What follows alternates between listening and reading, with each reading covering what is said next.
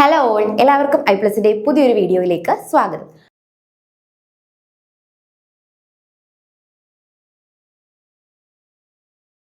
അപ്പം നമ്മുടെ lab അസിസ്റ്റന്റിന്റെ exam date വന്നു കഴിഞ്ഞു. ഒക്ടോബറിലാണ് എക്സാം വരുന്നത്. അപ്പം ഇനി വളരെ കുറച്ച് ദിവസങ്ങളേ ഉള്ളൂ. അപ്പം +2 സയൻസ് പഠിച്ചവർക്കാണ് ഈ എക്സാം അറ്റൻഡ് ചെയ്യാനായിട്ട് പറ്റുന്നത്. ഇപ്പം സാധാരണ PSC എക്സാം പോലെ അല്ല. എന്താണ് ഇവിടെ പ്രത്യേകത എന്ന് ചോദിച്ചു കഴിഞ്ഞാൽ നമുക്ക് ധാരാളം GKയോ കാര്യങ്ങളോ ഒന്നും പഠിക്കേണ്ട. ആകെ നമുക്ക് പഠിക്കാനായിട്ടുള്ളത് ബോട്ടണി, സുവോളജി, ഫിസിക്സ്, കെമിസ്ട്രി, പിന്നെ MLTയുടെ കുറച്ച് പോർഷൻസും. ഇത്രയും കാര്യങ്ങൾ മാത്രം കൃത്യതയോടുകൂടി പഠിച്ചു കഴിഞ്ഞാൽ നമുക്ക് ഈസി ആയിട്ട് റാങ്ക് ലിസ്റ്റിൽ കയറാനായിട്ട് സാധിക്കുന്ന ഒരു എക്സാം കൂടിയാണ് ലാബ് അസിസ്റ്റന്റ് എക്സാം എന്ന് പറയുന്നത്. അപ്പൊ ഇനി വളരെ കുറച്ച് ദിവസങ്ങളൂടെ ഉള്ളു അല്ലേ? എല്ലാവരുടെയും പ്രിപ്പറേഷൻസും കാര്യങ്ങളും ഒക്കെ വളരെ നന്നായിട്ട് പോകുന്നു എന്ന് വിശ്വസിക്കുന്നു. അപ്പൊ നമ്മുടെ മാർക്ക് ഡിവിഷൻസ് നിങ്ങൾക്ക് അറിയായിരിക്കും. ലാബ് എക്സാം അല്ലെ, ഈ ഒരു ലാബ് എക്സാമിന് MLT പോർഷൻസിൽ നിന്നും 50 mark, physics, chemistry 15-15 30 mark, botany, zoology 10-10 വെച്ച് 20 മാർക്ക്. അങ്ങനെയാണ് മാർക്കിന്റെ ഡിസ്ട്രിബ്യൂഷൻ. അപ്പൊ നമുക്കറിയാം പകുതിയിലധികം സ്കോർ ഇരിക്കുന്നത് നമ്മുടെ ലാബ് പോർഷനിലാണ്, അല്ലെങ്കിൽ MLT പോർഷൻസിലാണ്. പകുതിയിലധികവും എന്തിരിക്കുന്നത് നമ്മുടെ മാർക്ക് ഇരിക്കുന്നത്. 50 മാർക്കാണ് ഈ ഒരു പോർഷനിൽ നിന്ന് നമുക്ക് സെക്യൂർ ചെയ്യാൻ പറ്റുന്ന മാർക്ക്. അപ്പോൾ MLT പോർഷൻസിലാകെ 4 മൊഡ്യൂൾസ് ആണ് തന്നിട്ടുള്ളത്. അപ്പോൾ ഈ 4 മൊഡ്യൂൾസിലും എന്തൊക്കെയാണ് ഇമ്പോർട്ടൻ്റ് ആയിട്ടുള്ളത്, അല്ലെങ്കിൽ നിങ്ങൾക്ക് എന്തൊക്കെയാണ് മസ്റ്റ് ആയിട്ട് നോക്കിയിട്ട് പോകേണ്ടത്, എന്താണ് നിങ്ങൾ സ്കിപ്പ് ചെയ്യാതെ പഠിച്ചിരിക്കേണ്ടത് എന്നുള്ളൊരു ഓവർവ്യൂ ആണ് നമ്മൾ ഇന്നത്തെ വീഡിയോ കൊണ്ട് ഉദ്ദേശിക്കുന്നത്. അതായത് ഈ ലാബിലെ 4 അല്ലെങ്കിൽ MLT പോർഷൻസിലെ 4 മൊഡ്യൂളിൽ നിന്നും ഏറ്റവും ഇമ്പോർട്ടൻ്റ് ആയിട്ടുള്ള കാര്യങ്ങൾ എന്തൊക്കെയാണ് നിങ്ങൾ ശ്രദ്ധിക്കേണ്ടത്, ഏതൊക്കെ പോർഷൻസ് ആണ് പഠിക്കേണ്ടത് എന്നുള്ളത് ഒന്ന് നമ്മളൊരു ചുരുക്കം, മൊത്തത്തിലുള്ള ആ ഒരു 4 മൊഡ്യൂളുകളുടെ ഒരു ചുരുക്കമാണ് നമ്മൾ ഇന്നിവിടെ പറയാനായിട്ട് പോകുന്നത്. സോ നമുക്കറിയാം ആദ്യത്തെ മൊഡ്യൂൾ എന്താണ്? ബേസിക് ലാബ് ടെക്നിക്സ് എന്ന് പറയുന്നതാണ് ആദ്യത്തെ മൊഡ്യൂൾ എന്ന് പറയുന്നത്.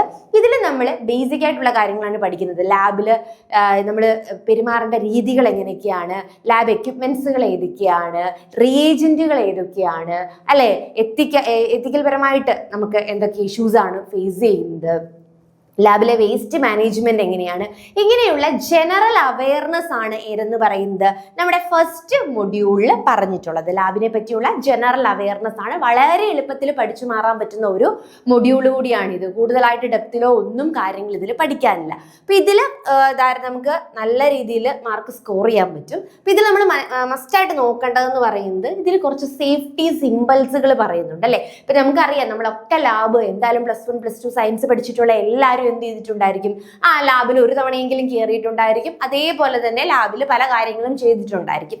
അപ്പോൾ ആ ലാബിലേക്ക് കയറുമ്പോൾ നമുക്ക് അറിയാം അല്ലെ, പല തരത്തിലുള്ള സേഫ്റ്റി സിംബൽസുകൾ, ഹസാർഡസ് സിംബൽസുകൾ ലാബിലുണ്ട് അല്ലെ. ഫോർ എക്സാമ്പിൾ പറയുകയാണെങ്കിൽ സേഫ്റ്റി സിംബൽസുകൾ കാണും. സേഫ്റ്റി സിംബൽസ് എപ്പോഴും എങ്ങനെയായിരിക്കും?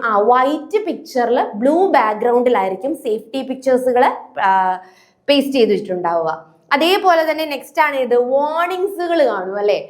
ഇപ്പൊ നമ്മുടെ ഫ്ലോർ വെറ്റ് ആണെങ്കിൽ നമ്മൾ വാർണിംഗ് സിമ്പിൾ വെക്കും അല്ലെ, വെറ്റ് ഫ്ലോർ എന്ന് പറഞ്ഞിട്ടൊരു വാർണിംഗ് സിമ്പിൾസ് കാണും. അപ്പൊ വാർണിംഗ് സിമ്പിൾസ് ഏത് കളറിലായിരിക്കും? അത് മെയിൻ ആയിട്ട് വാർണിംഗ് ആണല്ലേ. അപ്പൊ പെട്ടെന്ന് എടുത്ത് നമ്മൾ കാണണം, പെട്ടെന്ന് നമ്മുടെ കണ്ണിൽ അട്രാക്ട് ചെയ്യണം, വാർണിംഗ് ആണ്.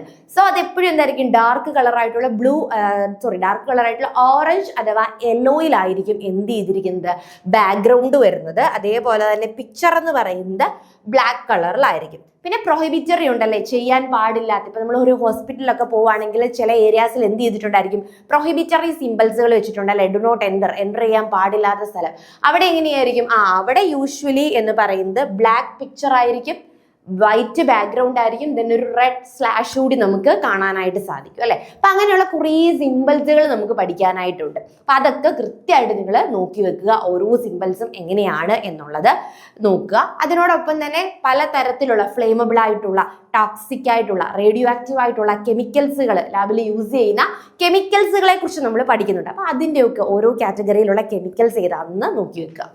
പിന്നെ നമ്മൾ നോക്കിയേ, പിന്നെ നമ്മളോട് PPE അല്ലേ, അതായത് പേഴ്സണൽ ആയിട്ടുള്ള പ്രൊട്ടക്റ്റീവ് എക്യുപ്മെന്റ്സുകൾ അല്ലെ. ഒരു ലാബിൽ കയറുമ്പോൾ നമ്മൾ നമ്മുടെ നോർമൽ ഡ്രസ് ഇട്ട് അങ്ങനെയാണോ ലാബിൽ കയറുന്നത്? അല്ല, ലാബിൽ കുറച്ച് പ്രോട്ടോകോൾസ് ഉണ്ടല്ലേ. ആ പ്രോട്ടോകോൾസിൽ ഉൾപ്പെടുന്നതാണ് ഗ്ലൗസ്, മാസ്ക്, ലാബ് കോട്ട്. അതേപോലെ തന്നെ ലാബിൽ ചെയ്യാൻ പറ്റാവുന്ന കാര്യങ്ങളുണ്ട്, ചെയ്യാൻ പറ്റാത്ത കാര്യങ്ങളുണ്ട്. അതേപോലെ തന്നെ ലാബിൽ ചെയ്യേണ്ട ഫസ്റ്റ് എയ്ഡുകളുണ്ട്. അപ്പൊ അതൊക്കെ നമുക്ക് ഈ ഒരു പേഴ്സണൽ പ്രൊട്ടക്റ്റീവ് എക്യുപ്മെന്റ്സുകളിൽ വരുന്നതാണ്. അപ്പൊ അത് നോക്കുക. ദെൻ നമ്മൾ നോക്കേണ്ടത് ഇമ്പോർട്ടൻ്റ് ആയിട്ടുള്ളതാണ് മെഡിക്കൽ വേസ്റ്റ് അല്ലെ, ബയോമെഡിക്കൽ വേസ്റ്റ്. നമുക്കറിയാം നമ്മുടെ ലബോറട്ടറികളിൽ ധാരാളം ലബോറട്ടറിയിൽ ചെയ്യുന്ന പ്രവർത്തനങ്ങളുടെയൊക്കെ ഫലമായിട്ട് ധാരാളം വേസ്റ്റുകൾ പ്രൊഡ്യൂസ് ചെയ്യുന്നുണ്ട്. അപ്പൊ ഈ പ്രൊഡ്യൂസ് ചെയ്യുന്ന വേസ്റ്റിനെ പ്രോപ്പറായിട്ട് എന്ത് ചെയ്യണം, മാനേജ് ചെയ്യേണ്ടതായിട്ടുണ്ട്. അതാണ് ബയോമെഡിക്കൽ വേസ്റ്റ് മാനേജ്മെന്റ് എന്ന് പറയുന്നത്. അപ്പൊ ഒരു ലാബ് കണ്ടീഷനിൽ പല തരത്തിലുള്ള വേസ്റ്റുകൾ കാണും അല്ലെ. ചില സമയത്ത് എന്തായിരിക്കും, ഇൻഫെക്ഷ്യസ് ആയിട്ടുള്ള ബ്ലഡ്, അതുപോലെയൊക്കെയുള്ള അല്ലെങ്കിൽ എന്താണ് ടിഷ്യൂസ്, സെൽസ്, അതുപോലെയൊക്കെയുള്ള സ്കിന്ന്, കുറെ എന്തായിരിക്കും ഇൻഫെക്ഷ്യസ് ആയിട്ടുള്ള വേസ്റ്റുകൾ കാണും, ബാക്ടീരിയ ഒക്കെ ഉള്ള. അതുപോലെ തന്നെ പ്ലാസ്റ്റിക് വേസ്റ്റുകൾ കാണും അല്ലെ. നമ്മൾ സിറിഞ്ച് ഒക്കെ പൊട്ടിക്കുന്ന സമയത്ത് എന്താണ് കവറുകളുണ്ട്, അങ്ങനത്തെ ധാരാളം പ്ലാസ്റ്റിക് വേസ്റ്റുകൾ കാണും.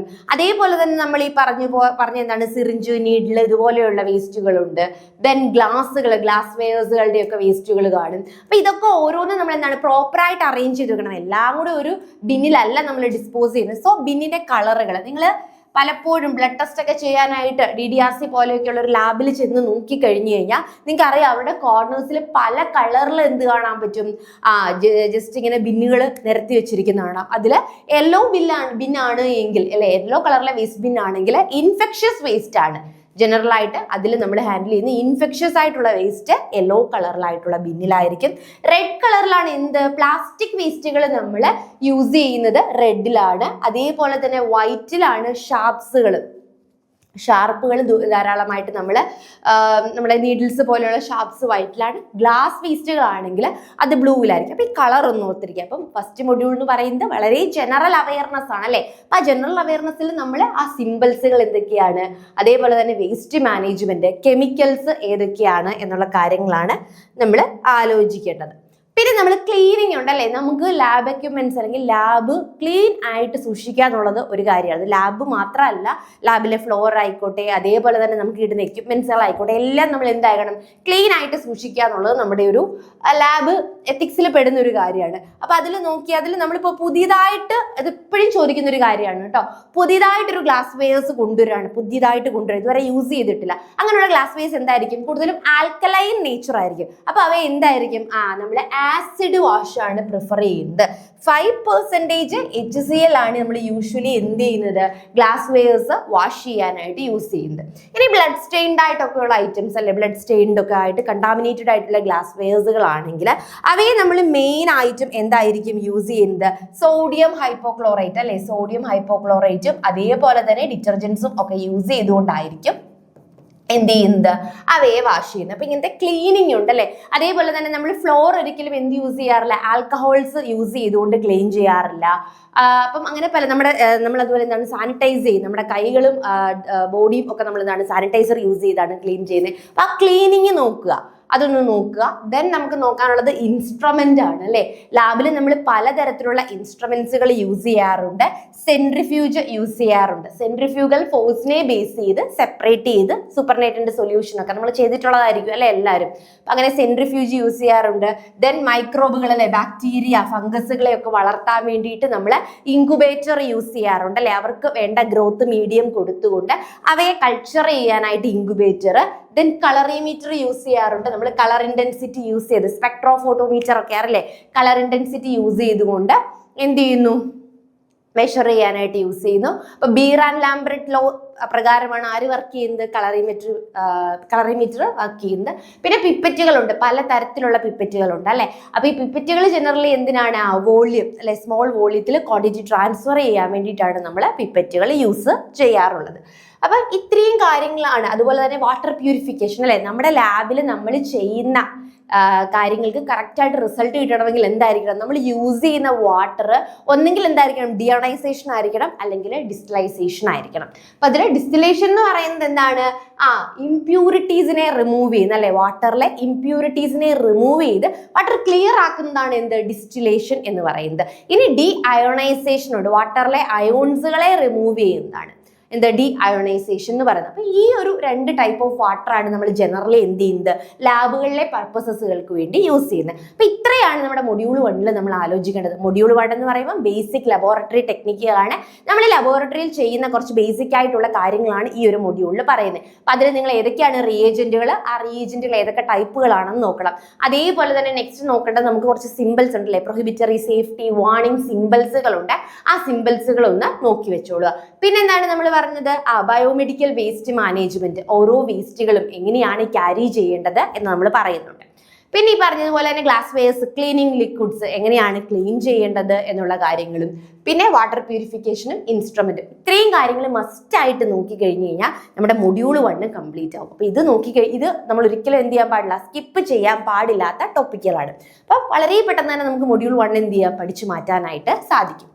ദെൻ മൊഡ്യൂൾ 2 വരുമ്പം കുറച്ചും കൂടി എന്താണ്, നമ്മൾ ഇൻ ഡെപ്തിലേക്ക് കാര്യങ്ങളിലേക്ക് ഇറങ്ങി അല്ലെ. ബ്ലഡ് ആൻഡ് ഹെമറ്റോളജി ആണ് മൊഡ്യൂൾ 2 എന്ന് പറയുന്നത്. ആദ്യത്തെ ഒരു മൊഡ്യൂളിൽ നമ്മൾ വളരെ ബേസിക് ആയിട്ട് നമുക്ക് ഡേ ടു ഡേ ലൈഫിൽ നമ്മൾ കാണുന്നതും കേൾക്കുന്നതുമായിട്ടുള്ള കാര്യങ്ങളായിരുന്നു പറയുന്നത്. ഇത് കുറച്ചും കൂടി സബ്ജക്ട് നോളജിലേക്ക് ഇറങ്ങി ചെല്ലുന്ന ഒരു മൊഡ്യൂളാണ് ബ്ലഡ് ആൻഡ് ഹെമറ്റോളജി എന്ന് പറഞ്ഞു കഴിഞ്ഞാൽ. ഇപ്പോൾ ഫസ്റ്റ് തന്നെ ബ്ലഡ് കളക്ഷൻ മെത്തേഡ് ആണ് അല്ലേ. നമുക്ക് പല രീതിയിൽ ബ്ലഡ് കളക്ട് ചെയ്യാറുണ്ട്. ഫസ്റ്റ് കാപ്പിലറി ബ്ലഡ് കളക്ഷൻ ഉണ്ട്.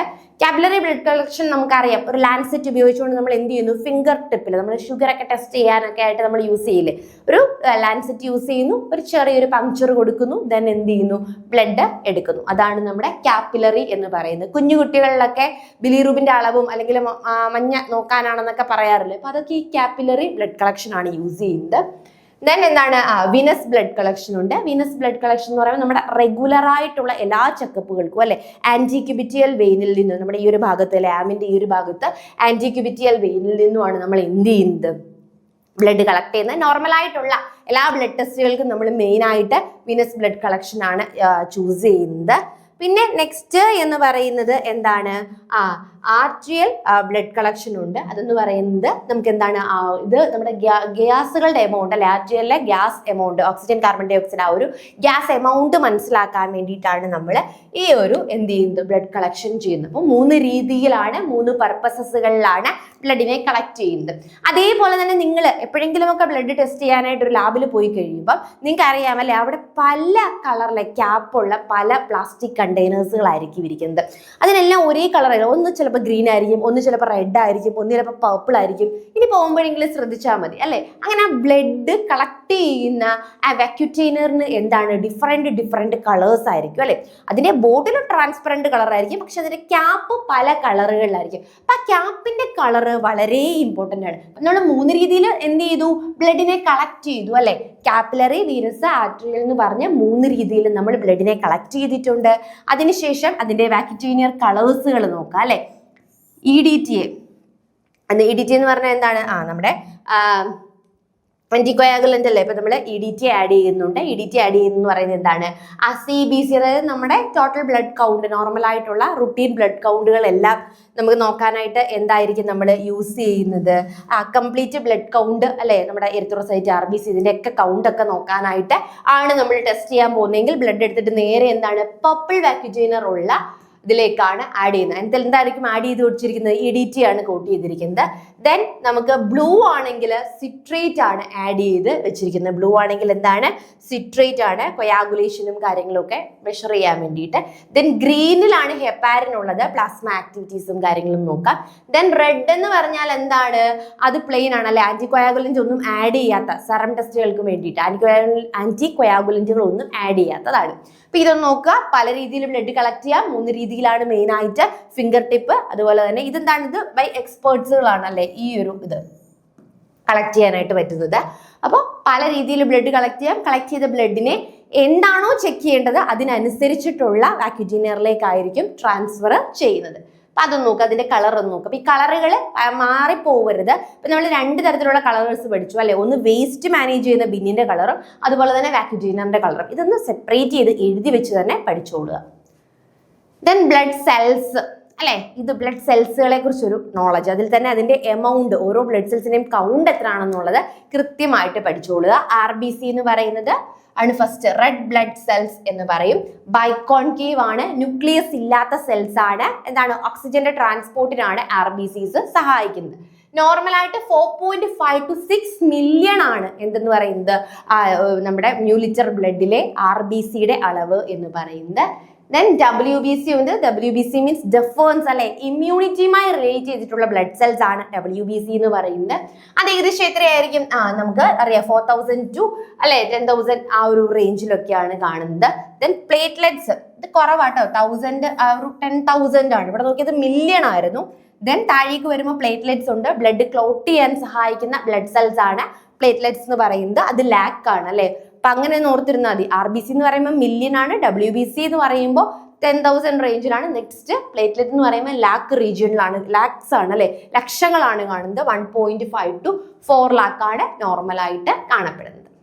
നെക്സ്റ്റ് നോക്കിയേ, ഇനി നമ്മൾ ഇവയുടെ കൗണ്ട് അല്ലെ. ഇപ്പൊ നമ്മളിത് ഇവിടെ കൗണ്ടുകൾ പറഞ്ഞു. ഈ കൗണ്ടുകൾ എങ്ങനെയാ ചെക്ക് ചെയ്യുന്നത് എന്നുള്ളത് അല്ലെ. ഹെമറ്റോസൈറ്റോമീറ്റർ ഉണ്ട് അല്ലെ. ഹെമറ്റോസൈറ്റോമീറ്റർ എന്ന് പറയുമ്പോൾ ഈ ഒരു കൗണ്ടുകൾ മാനുവലി ചെക്ക് ചെയ്യാനായിട്ടുള്ള ഒരു ഇൻസ്ട്രുമെന്റ് ആണ്.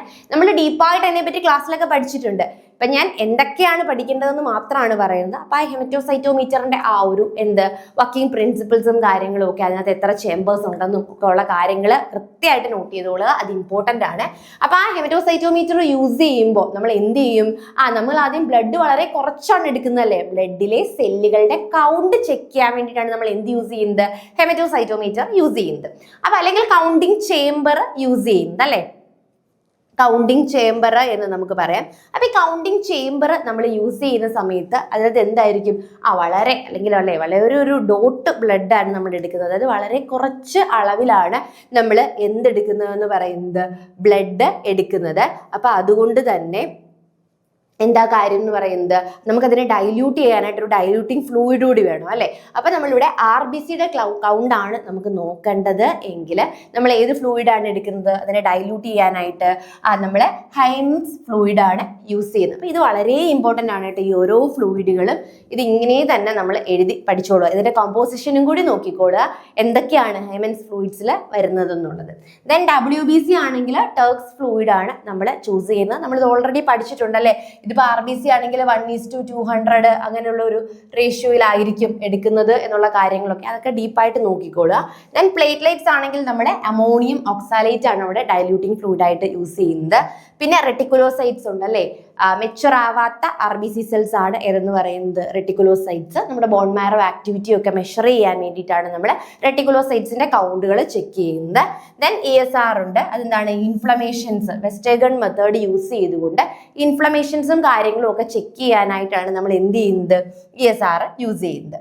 ദെൻ നെക്സ്റ്റ് എന്ന് പറയുന്നത് എന്താണ്? പാക്ഡ് സെൽ വോളിയം അല്ലെ. പാക്ഡ് സെൽ വോളിയം എന്ന് പറഞ്ഞാൽ എന്താണ്? നമ്മൾ അതിനകത്ത് RBCയുടെ വോളിയം മാത്രമാണ് ശരിക്കും എടുക്കുന്നത് അല്ലെ. പാക്ഡ് സെൽ വോളിയം എന്ന് പറയുമ്പോൾ ബ്ലഡിലെ RBCയുടെ വോളിയം മാത്രമാണ് അവിടെ ശരിക്കും നമ്മൾ കണ്ടെത്തുന്നത്. അതിൻ്റെ തന്നെ മറ്റൊരു പേരാണ് ഹെമറ്റോക്രിറ്റ് എന്ന് പറയുന്നത്. പാക്ഡ് സെൽ വോളിയത്തിന്റെ തന്നെ മറ്റൊരു പേരാണ് എന്തെന്ന് പറയുന്നത്?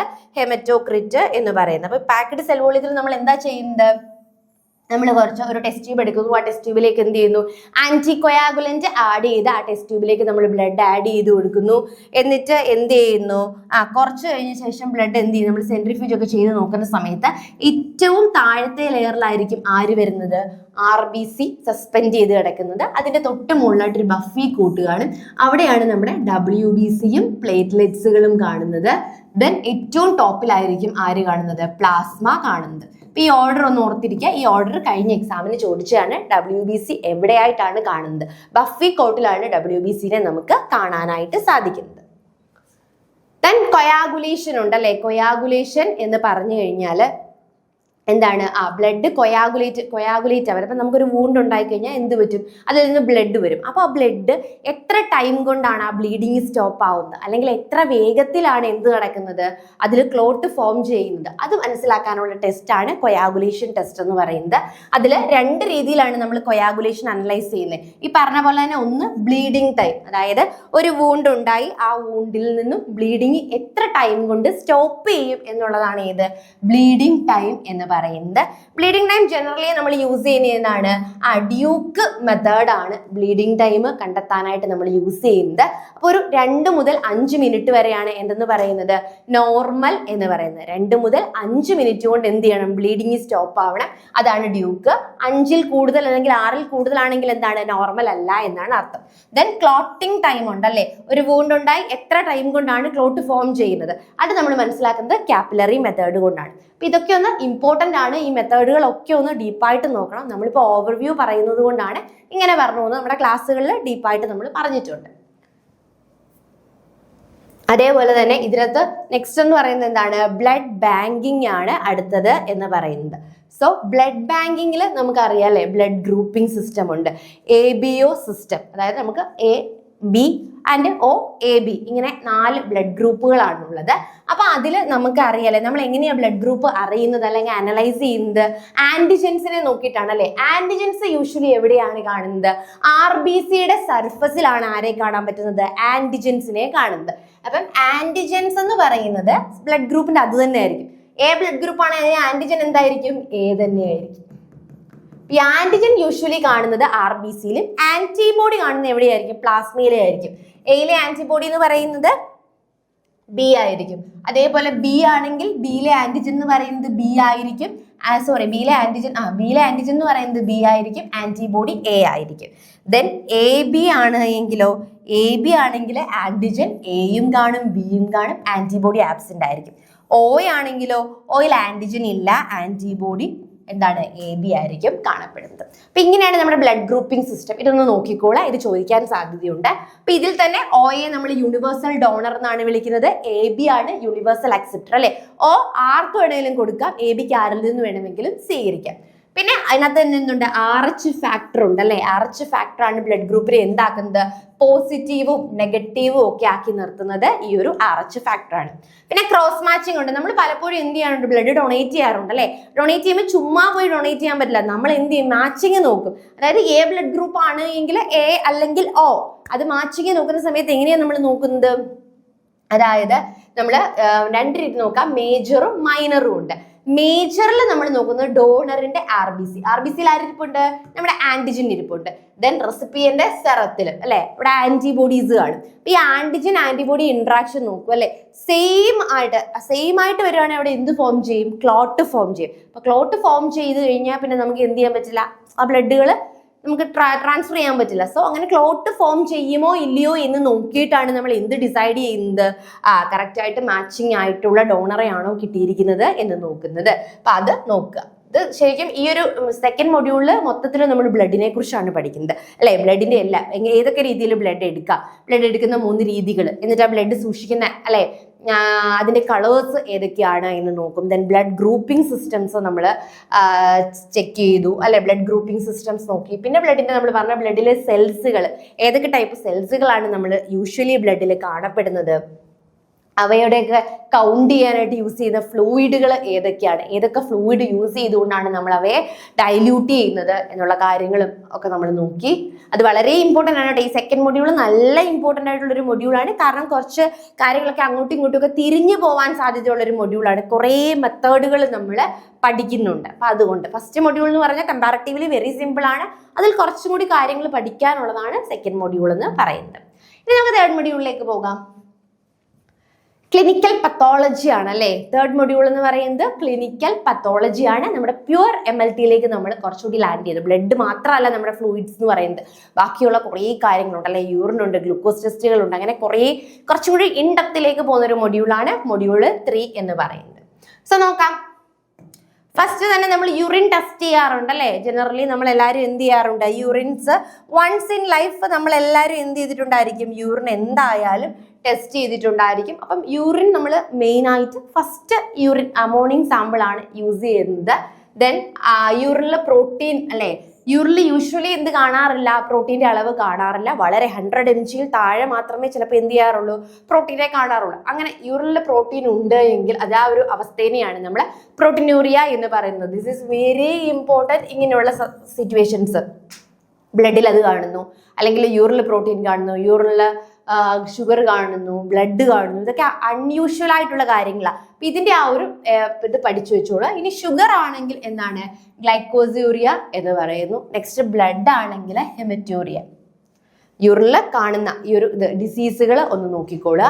ദെൻ നെക്സ്റ്റ് എന്ന് പറയുന്നത് എന്താണ്, സ്പ്യൂറ്റം ആണ് അല്ലേ, സ്പ്യൂറ്റം ആണ് നെക്സ്റ്റ് എന്ന് പറയുന്നത്. സോ എന്താണ്, ഇയർലി മോർണിംഗ് സാമ്പിൾസ് ആണ് നമ്മൾ എന്ത് ചെയ്യുന്നത്, സ്പ്യൂറ്റം അല്ലെങ്കിൽ നമ്മൾ കഫം എന്നൊക്കെ പറയില്ലേ, അതിന് നമ്മൾ എപ്പോഴും ട്യൂബർകുലോസിസ് പോലെയുള്ള, ക്ഷയം പോലെയുള്ളവ പരിശോധിക്കാനായിട്ട് നമ്മൾ യൂസ് ചെയ്യുന്നത് എന്താണ്, സ്പ്യൂറ്റം ആണ് യൂസ് ചെയ്യുന്നത്. അപ്പൊ അതിന് ഇയർലി മോർണിംഗ് സാമ്പിൾസ് ആണ് ബെറ്റർ. അപ്പൊ യൂറിൻ പരിശോധന, അപ്പൊ യൂറിൻ എങ്ങനെയാണ് പരിശോധിക്കുന്നത്, ഏതൊക്കെയാണ് മെത്തേഡുകൾ യൂറിൻ്റെ എസ്റ്റിമേഷൻസിന് വേണ്ടിയിട്ട്, പിന്നെ യൂറിനിലുള്ള ആ ഒരു ഡിസീസ് അല്ലെ, യൂറിനിലുള്ള ആ ഒരു കണ്ടന്റ്, പ്രോട്ടീനൂറിയ എന്താണ്, ഗ്ലൈക്കോസ്യൂറിയ എന്താണ്, ഹെമറ്റൂറിയ എന്താണ് എന്നൊക്കെ ഉള്ളത്. ഒളിഗോയൂറിയ എന്ന് പറയുന്ന കണ്ടീഷൻസ് ഉണ്ട് അല്ലെ, അല്ലെങ്കിൽ അനൂറിയ എന്ന് പറയുന്ന കണ്ടീഷൻസ് ഉണ്ട്. യൂറിൻ ഒട്ടും പ്രൊഡ്യൂസ് ചെയ്യാത്ത അവസ്ഥയാണ്. അപ്പൊ അതൊക്കെ ഒന്ന് നോക്കി വെച്ചോളൂ. ആ ഒരു ഡിസീസ് കണ്ടീഷൻസ് വളരെ ഇമ്പോർട്ടൻ്റ് ആണ്. ദെൻ സ്റ്റൂൾ ഉണ്ട്. നമ്മൾ പാരസൈറ്റ്സും അല്ലെങ്കിൽ ബ്ലഡ് ഒക്കെ ചെക്ക് ചെയ്യാനായിട്ട് നമ്മൾ സ്റ്റൂൾ യൂസ് ചെയ്യാറുണ്ട്. ദെൻ സെറിബ്രോസ്പൈനൽ ഫ്ലൂയിഡ് ഉണ്ട് അല്ലേ, സെറിബ്രോസ്പൈനൽ ഫ്ലൂയിഡ് ഉണ്ട്. സെറിബ്രോസ്പൈനൽ ഫ്ലൂയിഡ് നമ്മൾ ലംബാർ പങ്ക്ചർ അല്ലെ, ലംബാർ പങ്ക്ചർ വഴിയാണ് കളക്ട് ചെയ്തെടുക്കുന്നത്. അത് നോർമൽ ആണെങ്കിൽ ക്ലിയർ ആണ്. മെൻജൈറ്റിസ് ഉണ്ടെങ്കിൽ ഏകദേശം ഒരു ടർബിഡ് കണ്ടീഷൻസിലായിരിക്കും കാണപ്പെടുന്നത്. അപ്പൊ ഈ ഒരു 3 ലിക്വിഡ്സുകൾ അല്ലെ, യൂറിന്റെ കളക്ഷന്, സ്പ്യൂറ്റത്തിന്റെ കളക്ഷന്, അതുപോലെ തന്നെ എന്താണ് സ്റ്റൂള്, ദെൻ സെറിബ്രോസ്പൈനൽ ഫ്ലൂയിഡ്. അപ്പൊ ഇതുമായി ബന്ധപ്പെട്ട ടെസ്റ്റ് ചെയ്യുന്ന മെത്തേഡിന്റെ പേര് മാത്രം ഒന്ന് ഓർത്ത് വെച്ചിരുന്നാൽ മതിയാകും. യൂറിന്റെ ഡിസീസുകൾ. ദെൻ ബയോകെമിസ്ട്രി ഉണ്ടല്ലേ, ബയോകെമിസ്ട്രി എന്ന് പറയുമ്പോൾ നമ്മൾ ടെസ്റ്റിങ്ങും കാര്യങ്ങളും ഒക്കെയാണ്. നമുക്കറിയാം ഷുഗർ അല്ലെ, ബ്ലഡിലെ ഗ്ലൂക്കോസുകൾ നമ്മൾ പല രീതിയിലല്ലേ, ഫാസ്റ്റിംഗ് ബ്ലഡ് ഷുഗർ ഉണ്ട്.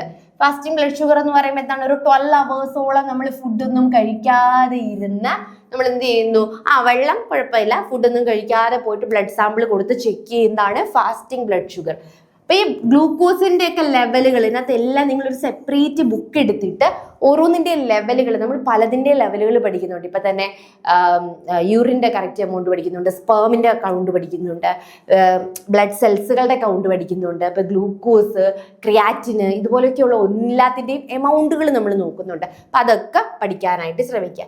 സോ എന്താണ്, ബ്ലഡ് ഗ്ലൂക്കോസിൽ ഫാസ്റ്റിംഗ് മെത്തേഡ് ഉണ്ട്. ഫാസ്റ്റിംഗ് മെത്തേഡ് എന്ന് പറയുമ്പോൾ ഏകദേശം എത്രയാണ്, 12 അവേഴ്സ് ആണ്. അതിനുശേഷം എന്താണ്, പോസ്റ്റ് പ്രാൻഡിയൽ ബ്ലഡ് ഷുഗേഴ്സ് ഉണ്ട് അല്ലെ, ഒരു കാർബോഹൈഡ്രേറ്റ് റിച്ച് ആയിട്ടുള്ള മീലൊക്കെ കഴിച്ചിട്ട് ഒരു 2 മണിക്കൂറിന് ശേഷം നമ്മൾ കൊടുക്കുന്നതാണ് ആ ഒരു ബ്ലഡ് ഡയൽ ഇതെന്ന് പറയുന്നത്.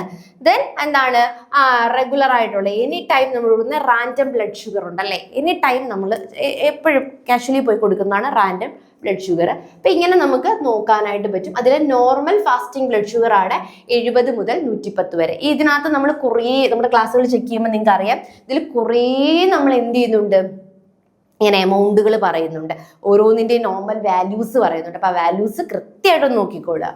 നെക്സ്റ്റ് എന്ന് പറയുന്നത് നോക്കിയേ, HbA1c എന്ന് പറയുന്നത്, അതും ഷുഗറുമായി ബന്ധപ്പെട്ടിട്ടുള്ള ഒരു ടെസ്റ്റ് ആണ്.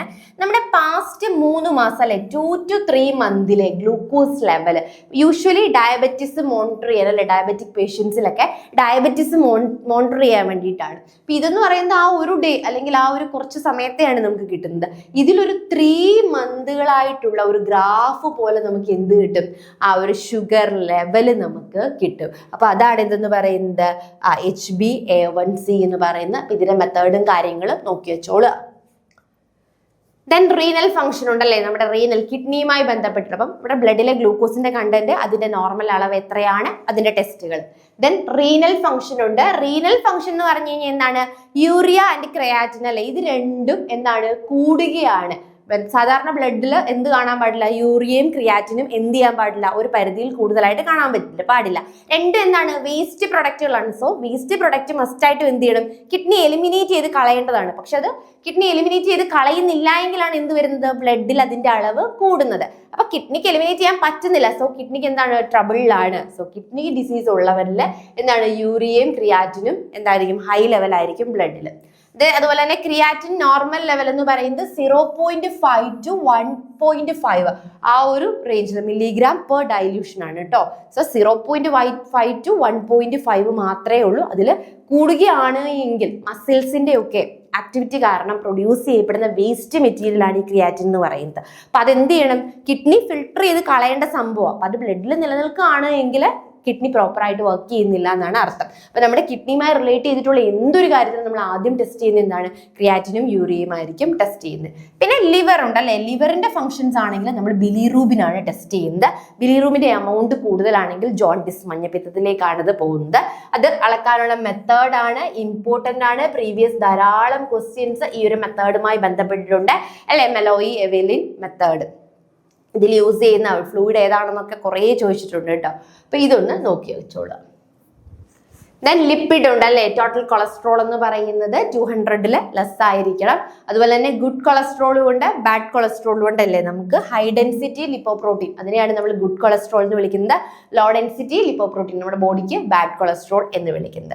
പിന്നെ ഇലക്ട്രോലൈറ്റ് ഉണ്ട്, സോഡിയം പൊട്ടാസ്യം അല്ലേ. നമ്മൾ ചിലപ്പം കുറച്ച് പ്രായമായവരിലൊക്കെ പറഞ്ഞില്ല സോഡിയത്തിന്റെ അളവ് അങ്ങ് കുറഞ്ഞു പോയി, അതാ അങ്ങനെ വന്നേന്നൊക്കെ നമ്മൾ പറയുന്നത് കേട്ടിട്ടുണ്ട് അല്ലേ. അപ്പൊ ഈ ഒരു സോഡിയം പൊട്ടാസ്യം ഒക്കെ നമ്മുടെ ബോഡിയിൽ കറക്റ്റ് എമൗണ്ടിൽ കുറയുകയാണെങ്കിൽ നമുക്ക് ദോഷകരമാണ്. അപ്പം സോഡിയം എന്ന് പറയുന്നത് 135 to 145 ആണ് വേണ്ടത്. അതേപോലെ പൊട്ടാസ്യം 3.5 to 5 ആണ് നോർമൽ എമൗണ്ട് എന്ന് പറയുന്നത്. ഇപ്പൊ വീണ്ടും ഞാൻ പറയുന്നു, ഈ ഒരു മൊഡ്യൂളിൽ നമ്മൾ ഏറ്റവും കൂടുതൽ ചെക്ക് ചെയ്യേണ്ടത് എന്താണ്? മെയിൻ ആയിട്ട് നമ്മൾ ചെക്ക് ചെയ്യേണ്ടത്. അപ്പൊ ഇനി നോക്കാനായിട്ട് പോകുന്നത് മാർക്കേഴ്സിനെ കുറിച്ചിട്ടാണ് അല്ലെ. അപ്പൊ എന്താ മാർക്കേഴ്സ് എന്ന് ചോദിച്ചു കഴിഞ്ഞാൽ, നമ്മുടെ ബ്ലഡ് അല്ലെങ്കിൽ ബോഡി ഫ്ലൂയിഡ്സിൽ ഏതെങ്കിലും എന്താണ് നോർമൽ ആയിട്ട് ഉള്ള അളവിൽ കൂടുതൽ ഒരു പ്രത്യേക കെമിക്കലോ പ്രോട്ടീനോ കണ്ടെന്ന് വെച്ചോ. ബ്ലഡ് എടുക്കുന്ന സമയത്ത് നോർമലായി ഉള്ള അളവിൽ കൂടുതലായിട്ട് ഏതെങ്കിലും ഒരു കെമിക്കലോ അല്ലോ പ്രോട്ടീനോ ഉണ്ട് എങ്കിൽ എന്തായിരിക്കും? അത് ആ ഒരു കെമിക്കൽ വെച്ചിട്ട് ഏത് ഓർഗൻ ആണ് ഡാമേജ്ഡ് ആയിട്ടിരിക്കുന്നത് അല്ലെങ്കിൽ ഏത് ഓർഗൻ ആണ് ഇപ്പൊ അഫക്റ്റഡ് ആയിരിക്കുന്നതെന്ന് കണ്ടെത്തുന്നതാണ് നമ്മൾ മാർക്കേഴ്സ് എന്ന് വിളിക്കുന്നത്. നോക്കാം, അതിൽ നോക്കിയേ, ഹേർട്ടിൽ തന്നെ ട്രോപ്പോണിൻ അതേപോലെ തന്നെ CKMB എന്ന് പറയുന്നത് ഹേർട്ടിന്റെ മസിൽസിൽ കാണപ്പെടുന്ന 2 പ്രോട്ടീൻസുകളാണ്. ഹേർട്ടിന്റെ മസിൽസിലാണ് ഇവ ജനറലി കാണപ്പെടുന്നത്. അപ്പം എന്ത് ചെയ്യും? ഹേർട്ടിന് എന്തെങ്കിലും ഇഞ്ചുറിയോ അല്ലെങ്കിൽ ഹാർട്ട് അറ്റാക്കോ ഉണ്ടാവുന്ന സമയത്ത് ഈ ഹേർട്ട് മസിൽസ് ബ്രേക്ക് ആയിട്ട് ഇത് നേരെ എന്ത് ചെയ്യും? നമ്മുടെ ബ്ലഡ് സ്ട്രീമിലേക്ക് എത്തും. അപ്പോൾ നമ്മൾ ഒരാൾ ഇപ്പൊ ഞാൻ നെഞ്ചുവേദനയായിട്ട് ഹോസ്പിറ്റലിൽ ചെല്ലുമ്പോൾ ആദ്യം ഒരു ബ്ലഡിൽ ടെസ്റ്റ് ചെയ്യുന്നത് എന്തായിരിക്കും? ഈ ട്രോപ്പോണിനും CKMBയുടെയും അളവ് എത്രയാണെന്ന്. അത് കൂടുതലാണെങ്കിൽ എന്ത് മനസ്സിലാക്കാം? ഓക്കെ, ഇയാൾക്ക് ഹാർട്ട് അറ്റാക്ക് സംഭവിച്ചിട്ടുണ്ട് എന്ന് നമുക്ക് മനസ്സിലാക്കാൻ പറ്റും. അപ്പൊ ഞാൻ പറഞ്ഞാൽ മനസ്സിലാക്കാം, അതായത് ഒരു ബോഡി ഫ്ലൂയിഡില് ആ ഒരു കെമിക്കൽ അല്ലെങ്കിൽ ആ ഒരു പ്രോട്ടീന്റെ എമൗണ്ട് കൂടുതലായിട്ട് കാണുകയും അതുവഴി ഏത് ഓർഗനാണ് അഫക്റ്റ് ചെയ്തതെന്ന് കണ്ടെത്തുകയും ചെയ്യുന്നു. അതേപോലെ തന്നെ മെയിലിന്റെ പ്രോസ്ട്രേറ്റ് ഗ്ലാൻഡിൽ കാണപ്പെടുന്നതാണ് ഏതെന്ന് പറയുന്നത്? PSA എന്ന് പറയുന്നത്. അപ്പൊ ഈ PSA ബ്ലഡ് സ്ട്രീംസിലൊക്കെ ധാരാളമായിട്ട് കാണുകയാണെങ്കിൽ എന്താണ്? പ്രോസ്ട്രേറ്റ് ക്യാൻസറിനുള്ള സാധ്യത ആണ് അവിടെ കാണുന്നത്. അതേപോലെ തന്നെ നെക്സ്റ്റ് എന്താണ്? നെക്സ്റ്റ് എന്ന് പറയുന്നത് ആൽഫ ഫീറ്റോ പ്രോട്ടീൻസുകളാണ് അല്ലെ. ഇവ ലിവറിന്റെ ഫംഗ്ഷൻ അനലൈസ് ചെയ്യാൻ വേണ്ടിയിട്ടാണ് യൂസ് ചെയ്തത്. ഈ മാർക്കേഴ്സ് ഒന്ന് കൃത്യമായിട്ട് നോക്കിക്കോളാം, ഇത് രണ്ടും കേട്ടോ. അപ്പൊ അതായത് ട്രോപ്പോണും CKMBയും ഒക്കെ ഹേർട്ടുമായി റിലേറ്റഡ് ആണെന്നുള്ള കാര്യം മറക്കരുത്. അപ്പൊ അത് വെച്ച് നമുക്ക് ഹേർട്ടിന്റെ ഫംഗ്ഷനും ഒക്കെ കാര്യങ്ങളും ഒക്കെ മനസ്സിലാക്കാൻ പറയും. അപ്പൊ നമ്മുടെ എന്താണ് തേർഡ് മൊഡ്യൂൾ കഴിഞ്ഞു. ഇപ്പൊ തേർഡ് മൊഡ്യൂൾ എന്ന് പറയുമ്പോൾ കുറച്ചും കൂടി ഇൻഡെപ്തിൽ കാര്യങ്ങൾ പറയുന്നതായിരുന്നു അല്ലെ. നമ്മുടെ ലബോറട്ടറി ടെസ്റ്റുകളെ കുറിച്ചിട്ടും ഗ്ലൂക്കോസിന്റെ നോർമൽ വാല്യൂ അല്ലെങ്കിൽ യൂറിന്റെ റിലേറ്റ് ചെയ്തിട്ടുള്ള അസോസിയേറ്റ് ചെയ്തിട്ടുള്ള ഡിസീസുകൾ ഏതൊക്കെയാണ്, ഇങ്ങനത്തെ കുറേ കാര്യങ്ങളായിരുന്നു അതിൽ പറഞ്ഞിട്ടുള്ളത്. അപ്പൊ അതിനകത്ത് കുറേ നോർമൽ വാല്യൂസ് നമുക്ക് പഠിക്കാനുണ്ട്. അപ്പൊ ആ നോർമൽ വാല്യൂസ് ഒക്കെ നിങ്ങൾ എന്ത് ചെയ്യുക? കൃത്യമായിട്ട് സെപ്പറേറ്റ് ചെയ്ത് എഴുതി വെച്ച് പഠിക്കുവാനായിട്ട് തന്നെ ശ്രമിക്കുക. നെക്സ്റ്റ് മൊഡ്യൂൾ 4 ആണ്. മൊഡ്യൂൾ 4 മൈക്രോബയോളജി ആണ് അല്ലെ. മൈക്രോബയോളജിയിൽ നമുക്ക് ആദ്യം തന്നെ കുറച്ചധികം ബാക്ടീരിയയുടെ ടൈപ്പുകൾ പഠിക്കാനുണ്ട്. ഷേപ്പ്, ബാക്ടീരിയയുടെ ഷേപ്പ്, അതിന്റെ എക്സാമ്പിൾസ് ഒന്ന് നോക്കി വെച്ചോളുക ഏതൊക്കെയാണ് എന്നുള്ളത്. ദെൻ ബാക്ടീരിയയെ കില്ല് ചെയ്യുന്ന ലെവഡ് സ്പോറിനെ കില്ല് ചെയ്യുന്നതിനെയാണ് നമ്മൾ സ്റ്റെറിലൈസേഷൻ എന്ന് വിളിക്കുന്നത്.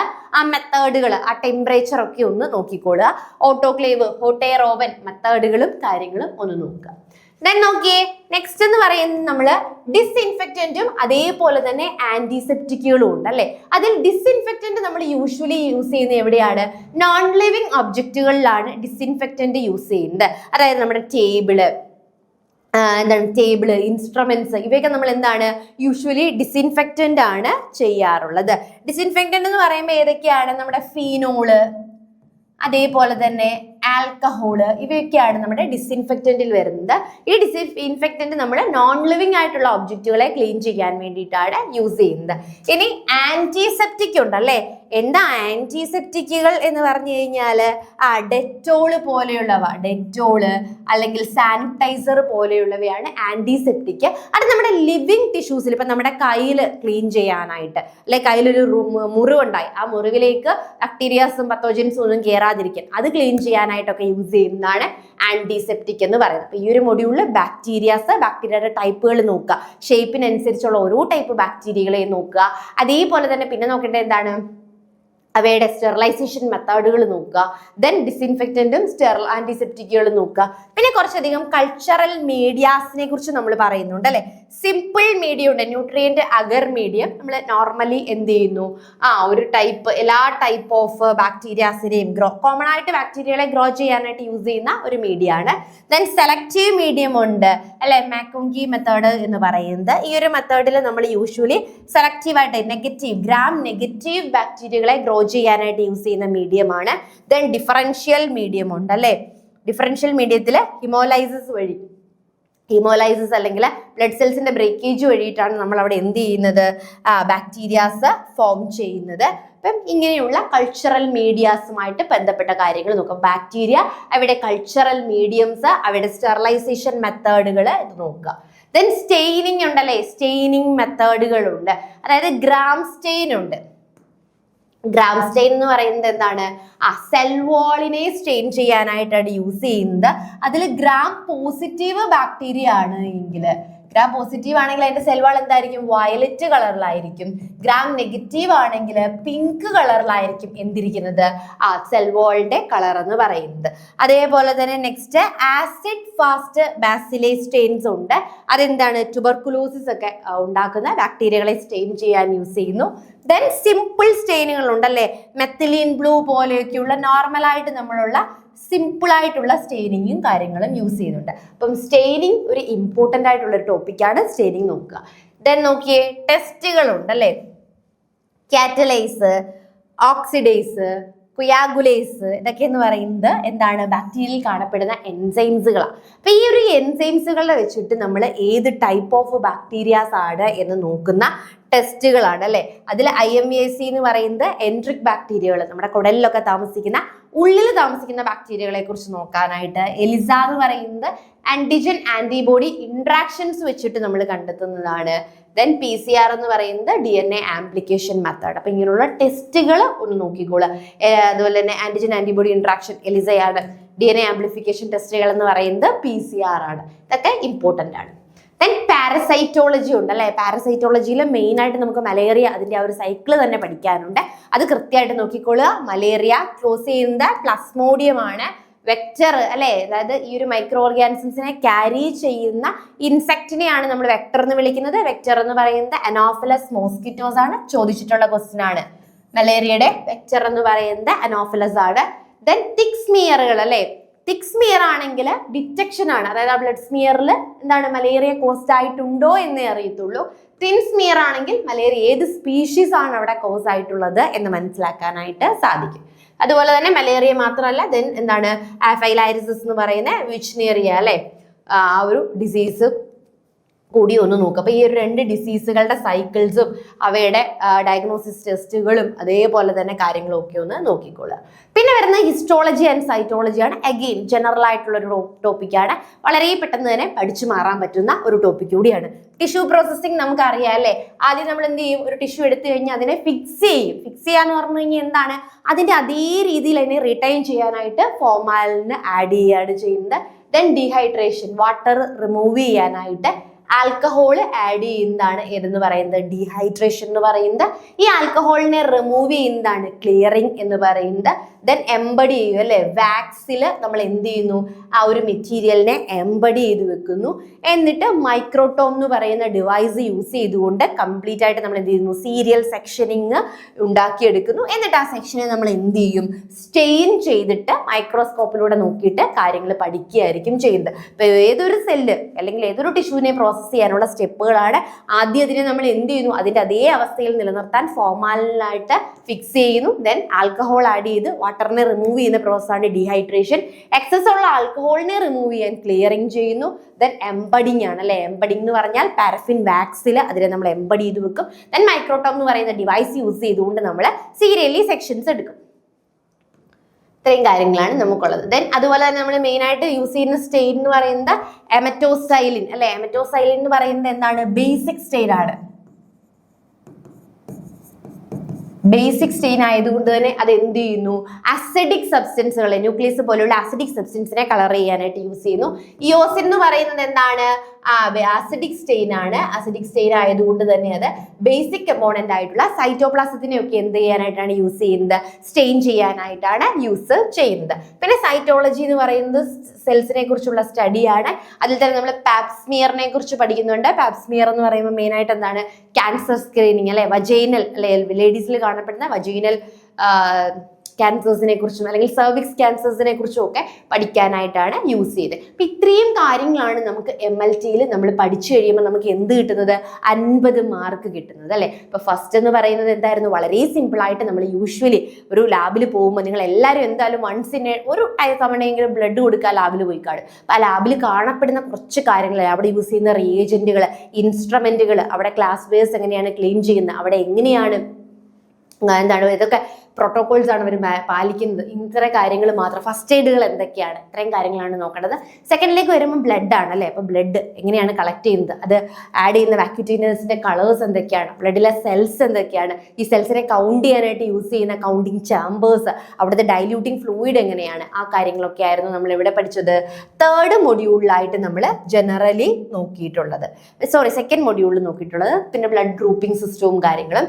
തേർഡിലെന്ന് പറയുന്നത് മെയിൻ ആയിട്ട് എന്താണ്, ബയോകെമിസ്ട്രി ആണ്. അപ്പൊ അത് നമ്മൾ യൂറിൻ ടെസ്റ്റ് ചെയ്യുന്നുണ്ട്, സ്റ്റൂൾ ടെസ്റ്റ് ചെയ്യുന്നുണ്ട്, അതേപോലെ തന്നെ ബ്ലഡ് ടെസ്റ്റിൽ ഗ്ലൂക്കോസ് ഉണ്ട്, സെറിബ്രോസ്പൈനലുണ്ട്. അപ്പൊ അവിടെ കുറേ വാല്യൂസും കാര്യങ്ങളും ഒക്കെ നമ്മൾ പഠിക്കുന്നുണ്ട്. പിന്നെ ഇതുപോലെ തന്നെ മാർക്കേഴ്സ് പറഞ്ഞു. പിന്നെ മൈക്രോബയോളജി എന്ന് പറയുന്നത് ലാസ്റ്റ് മൊഡ്യൂളാണ്. അവിടെ നമ്മൾ ബാക്ടീരിയാസിനെ കുറിച്ചാണ് മെയിൻ ആയിട്ട് പഠിക്കുന്നത്. ബാക്ടീരിയയുടെ സ്റ്റെറിലൈസേഷൻ, അവയുടെ സ്റ്റെയിനിങ്, ബാക്ടീരിയയുടെ ഷേപ്പുകൾ ഏതൊക്കെയാണെന്ന് നോക്കുക.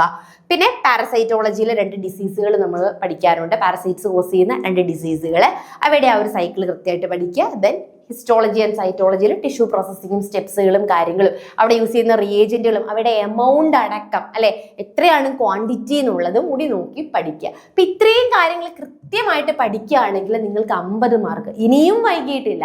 എന്താണ്, നമുക്ക് 1 മാസത്തിൽ കൂടുതലുണ്ട് അല്ലെ. നമുക്ക് ഇപ്പം 1.5 മാസത്തോളം നമുക്ക് ഇനിയും സമയമുണ്ട്. ഈ 1.5 മാസം കറക്റ്റ് ആയിട്ടൊരു ടൈം ടേബിൾ അനുസരിച്ച് നിങ്ങൾ പഠിക്കുകയാണെങ്കിൽ വളരെ എളുപ്പത്തിൽ നിങ്ങൾക്ക് ഈ 4 മൊഡ്യൂൾ കവർ ചെയ്യാം. ഈ 4 മൊഡ്യൂൾ കവർ ചെയ്ത് കഴിഞ്ഞാൽ നിങ്ങൾക്ക് കിട്ടുന്നത് 50 മാർക്കാണ്. അത് വലിയൊരു അഡ്വാൻറ്റേജ് ആണ്. പിന്നീടുള്ള നമ്മുടെ ബാക്കിയുള്ള സബ്ജക്റ്റുകളും കൂടി ഒന്ന് നോക്കിക്കഴിഞ്ഞു കഴിഞ്ഞാൽ നല്ലൊരു റാങ്ക് ലിസ്റ്റിൽ എത്താനായിട്ട് സാധിക്കും. ബാക്കി PSC എക്സാമുകളെ പോലെ കടലിലെ പോലെ GK പഠിക്കേണ്ട ആവശ്യമേ ഇല്ല. അപ്പോൾ കുറച്ചൊന്ന് നിങ്ങൾ കഷ്ടപ്പെട്ട് കഴിഞ്ഞു കഴിഞ്ഞാൽ വളരെ എളുപ്പത്തിൽ തന്നെ റാങ്ക് ലിസ്റ്റിൽ കയറി നല്ല രീതിയിൽ നിയമനം നടക്കുന്ന ഒരു പോസ്റ്റ് കൂടിയാണ്. അപ്പം എല്ലാവരും നല്ല രീതിയിൽ പഠിക്കുമെന്ന് വിശ്വസിക്കുന്നു. എല്ലാവരും നല്ല രീതിയിൽ പഠിക്കാൻ സാധിക്കട്ടെ എന്ന് പ്രാർത്ഥിക്കുന്നു. And thank you. All the best.